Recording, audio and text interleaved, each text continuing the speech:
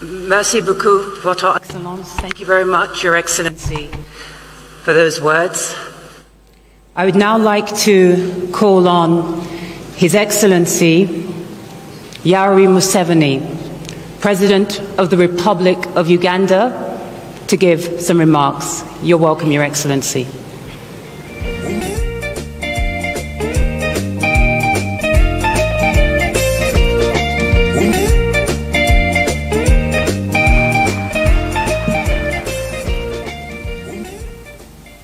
His Excellency William Ruto, the President of the Republic of Kenya, the Chairperson of the African Union, President of Mauritania, and their Excellencies, the heads of state and government.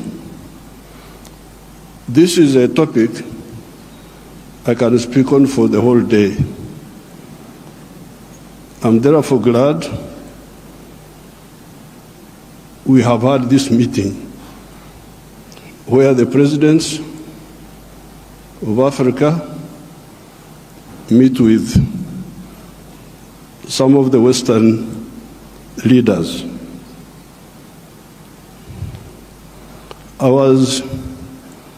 The crisis which is in Africa today is because of philosophical, ideological, strategic, economic mistakes, which we have been talking about since the 1960s. This is not an accident. When you see the crisis in many of the African countries, the collapse of states, we predicted this in the 1960s. Philosophical, ideological, strategic mistakes. I don't have time to amplify each one, but I was very happy to hear the President of the World Bank talking about prosperity instead of profiteering. These were his own words. That's what I picked. This has been the problem. Aid has been for profiteering. This has been the problem. Now, the World Bank people and other groups have been talking of sustainable development. Even in your documents, I have seen those words there. Sustainable development. I am now going to be 80 years old.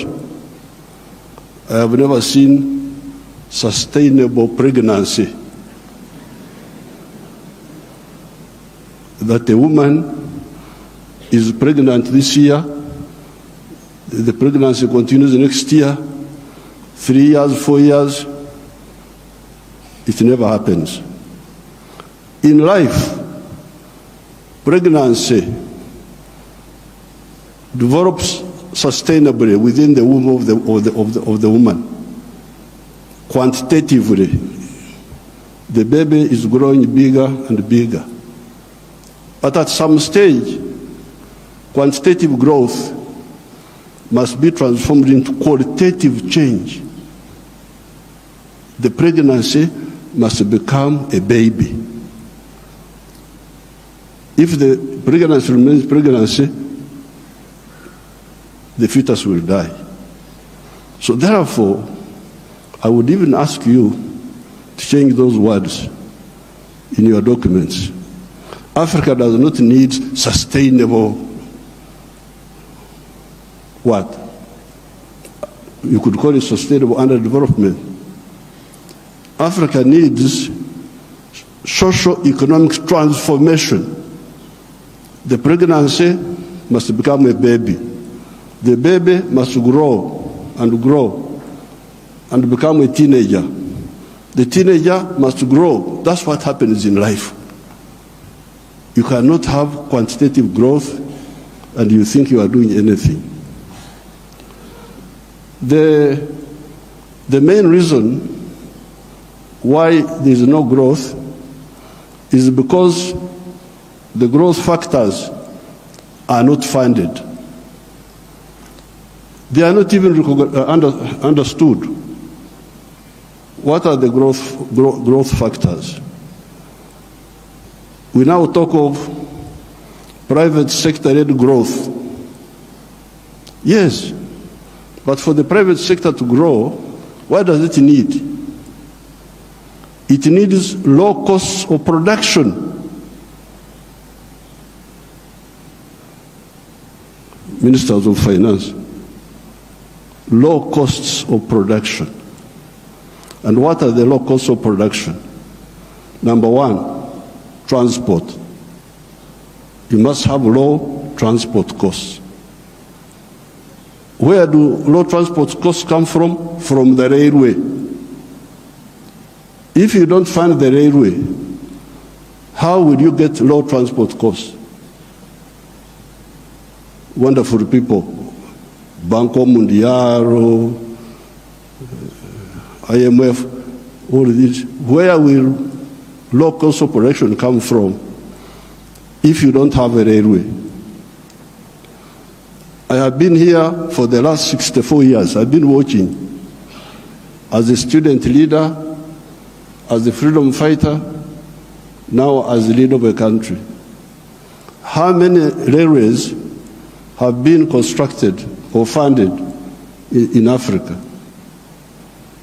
The few that have been was by China, the Tanzania Railway to Zambia, and recently China, another one here in Kenya, and then Tanzania on their own, they are building a railway line.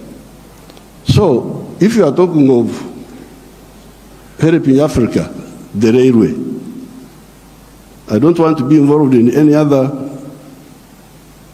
words, no, please. The railway,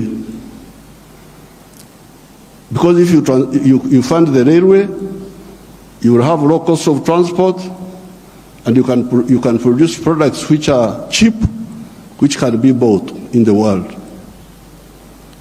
So you audit how much funding, all these billions you are talking about, how much of it has gone to the railway. Audit it.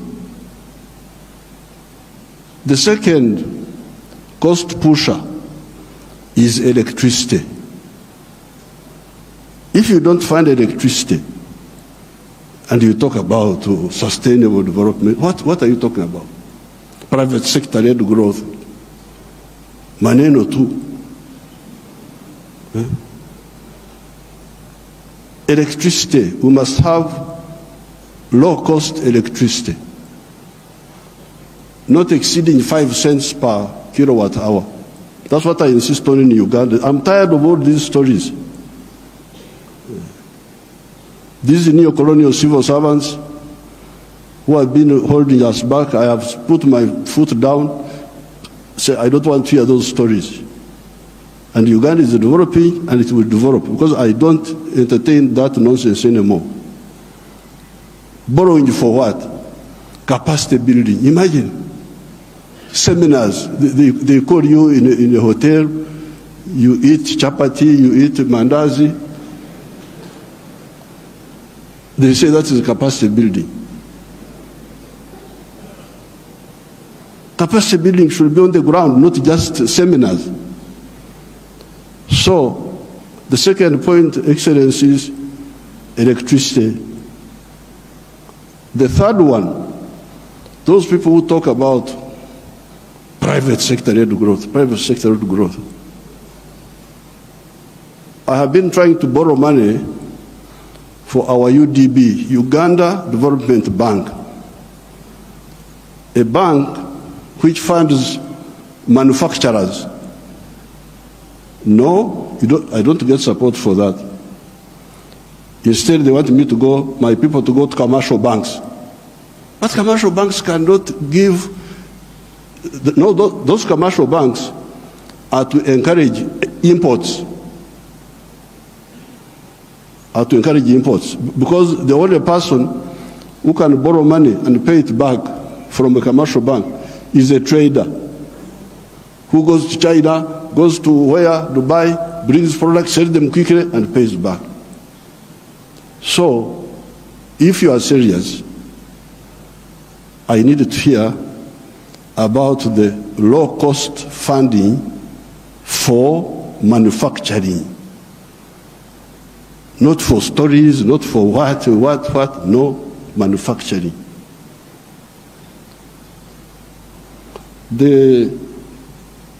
How about funding for irrigation? Because if you want to stabilize agriculture, a country like Uganda is very rich, we have got everything. But still sometimes we get some erraticness in the rain. So in order to stabilize, I've been trying to look for a loan for irrigation. I can't easily get it. Very difficult to get. A loan for seminars, very quick. The civil servants, what?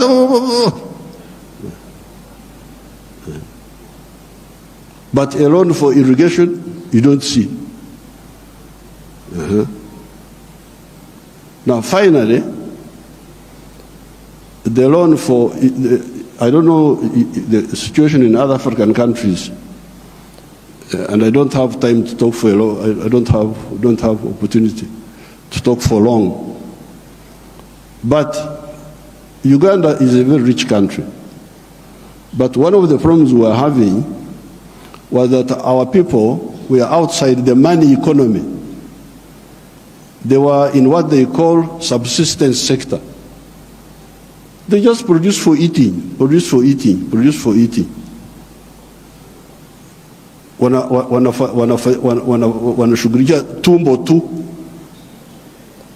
So I was looking for money. Please give me money to give coffee seedlings to these fellows who are just producing for the stomach, so that they can produce for the stomach but also produce for the pocket, so that they join the money economy. You cannot imagine that by 2013, a few years ago, 68% of the homesteads in Uganda were still in the subsistence sector, in the non-money economy. You audit your countries. What is the situation? What is the percentage of the people? So I had now to use my own money because I couldn't borrow money from anybody. The loans are for capacity building, for, I don't know, sometimes they give for ICT, but ICT is a communication system, mainly. What are you going to communicate on that communication? How are you? Good morning. And you think that is communication. Why don't you have ICT linked with agriculture, linked with industry? Oh, now the digital. Are you eating computers? Have I seen anybody eating computers? Just running up and down, maneno tu. So I was insisting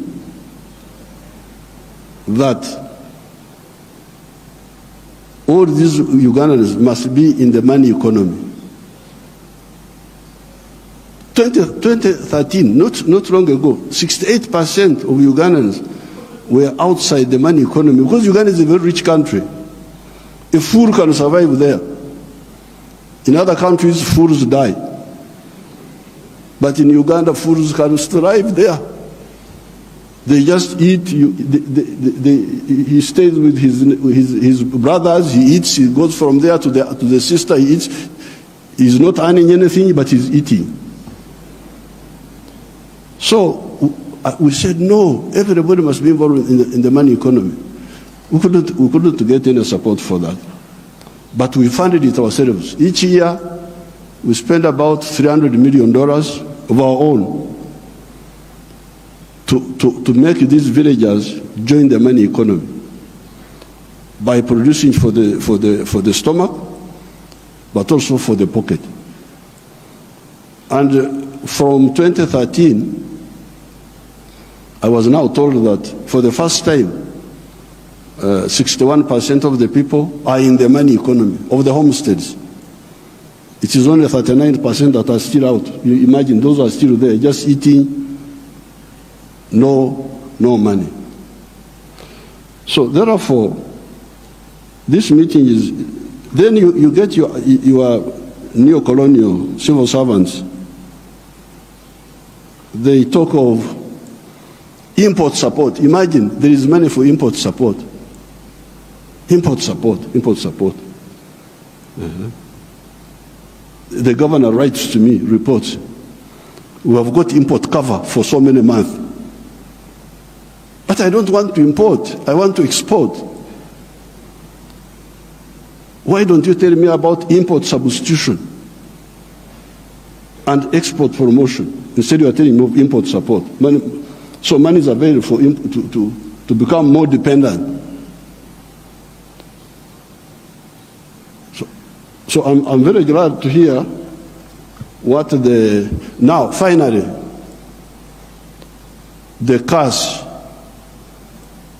which we told our people about in the 1960s, we told them part of the wars we fought in Uganda, we had to get rid of the neo-colonial groups which were there, which were stopping us from thinking.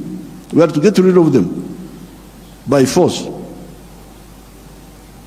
But one of the problems was Africa producing raw materials, matière primaire, they call it in français, matière primaire.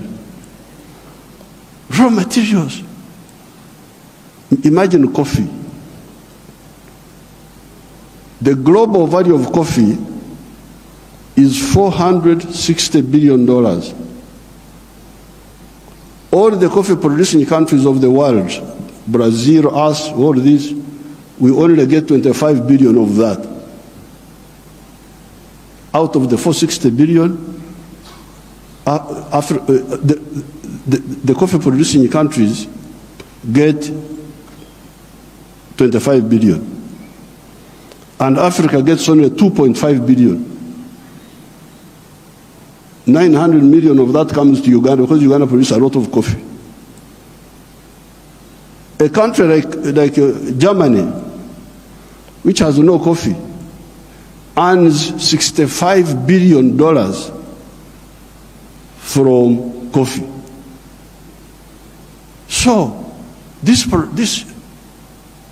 I sell a kilo of coffee, good grade coffee, $2.5.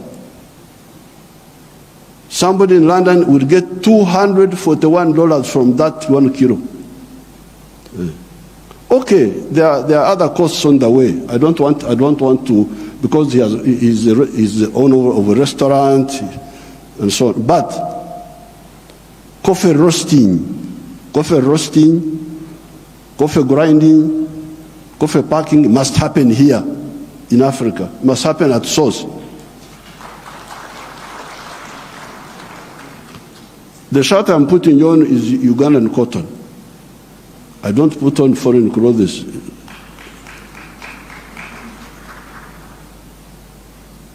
It's only the trousers I'm putting on because I can't go naked. Because they have not solved that problem for me. So, if you look at cotton, how many job levels are there? Job levels. You grow the cotton.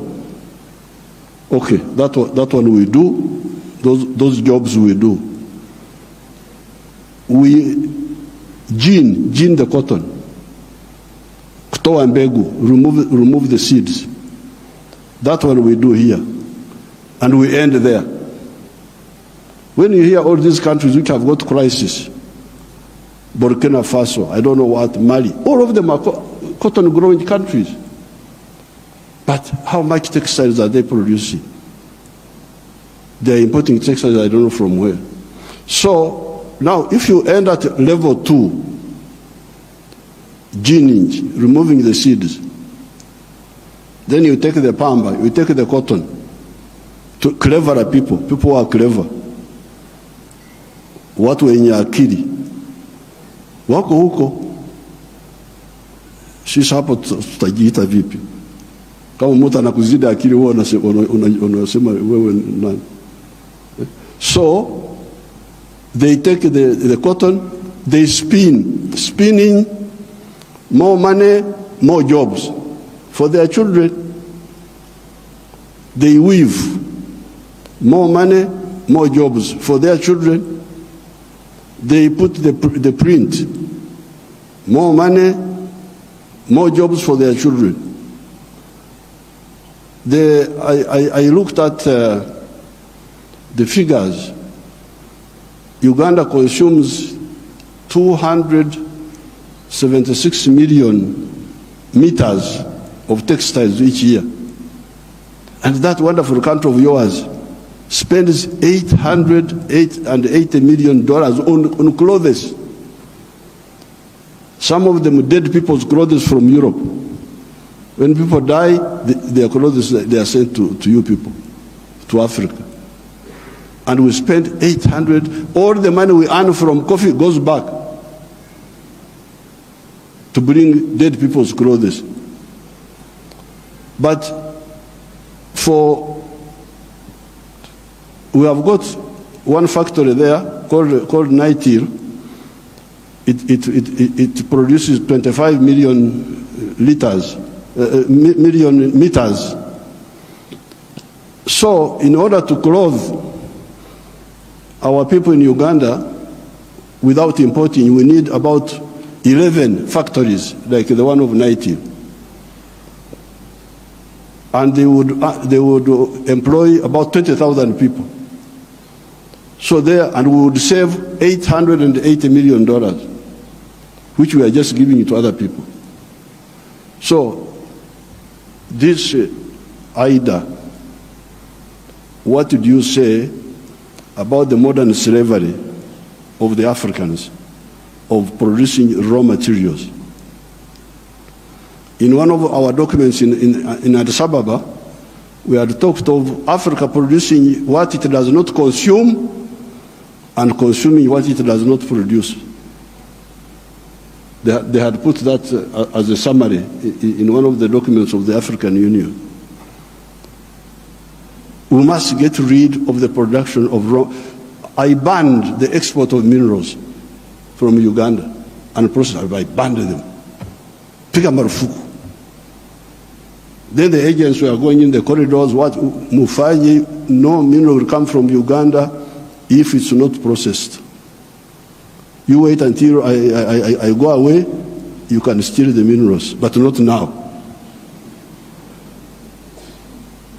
I banned this export of unprocessed minerals in 2012. My young brother, His Excellency Ruto, I forgave him and gave him some little iron ore for, I think, 2 or 3 years. Because I've got a lot of iron ore, one of the best in the world. I told him, His Excellency Ruto's man, Muhindi wa hapa Kenya, you come and build the steel factory in Uganda at the iron ore. Oh, I've already built in Mombasa. So I said, okay, because of my young friend, I give you some iron ore for 2 or 3 years. But come and put the factory here. Now you can imagine akili ya watu wenu, my civil servants. An Indian wanted to take that iron ore To India, imagine. Iron ore in Runyankore, in our language, is called obtare, but it is soil. Black soil, if you see it, it is soil. To take that to India and do what? Pay your wonderful people $47 per ton. Our iron ore is the purest in the world. It is 70% pure. So you need like 1.5 tons to make a ton of steel. Now, a ton of steel costs $700. Somebody gives you $47 on your wealth, the wealth of your people, and he gets $700 from it. And all the jobs, your children have no jobs. Watoto wa Wahindi wanafanya wampata kazi. I can't be part of that treachery. So I banned, there will be no export of unprocessed minerals from Uganda. So there's no business. What do you mean there's no business? So when I banned them, they are flocking in now. They have opened 7 gold refineries. 7 gold refineries, they are there. Because I banned. The other day I was opening a tin refinery. You can imagine this tin, and the Sulu Samia may know where we were, the power station. Both sides, the Uganda side and the Tanzanian side. That is all tin. But all this time, imagine, since the British were here, they were taking, walikuwa wanachukua mawe tu, stones, because tin in nature is a stone, looks like a stone. So they take that. And they give my people $11 per kilo. And they take it to cleverer people. For the cleverer people, they get $32. My people got 11, those people get $32. And all the jobs. So when I was opening the factory, I was asking the refinery, I was asking them, this boy who opened the factory is a Canadian. I was asking them, huyu Mkanada ameleta umeme wake.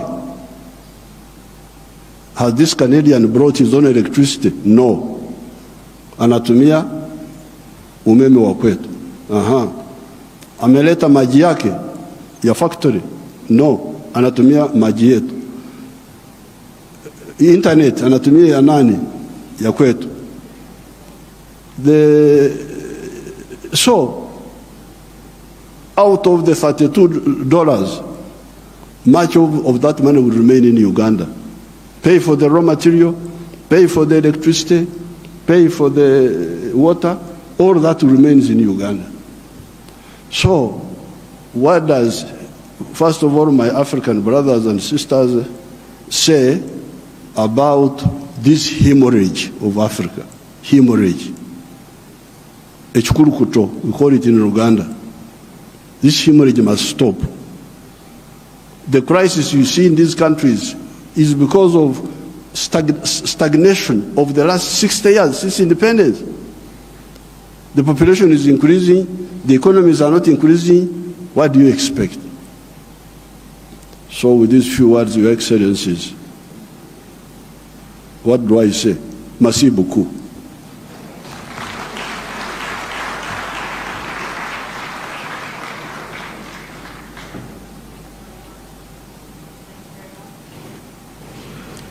Thank you very much, Your Excellency.